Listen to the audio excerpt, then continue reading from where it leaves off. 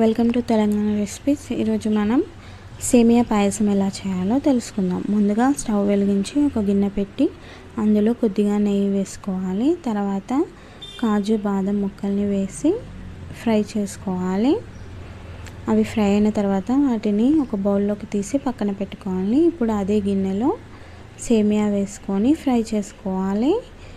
Light brown colour వచ్చేంత వరకు దీన్ని ఫ్రై చేసుకోవాలి.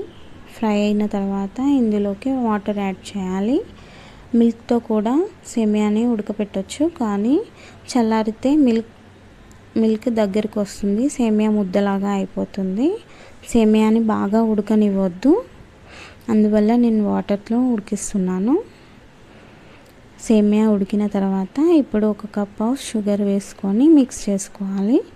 షుగర్ కరిగిన తర్వాత కొద్దిగా ఇలాచీ పౌడర్ వేసుకోవాలి. తర్వాత మిల్క్ యాడ్ చేసుకొని ఒకసారి మిక్స్ చేసుకొని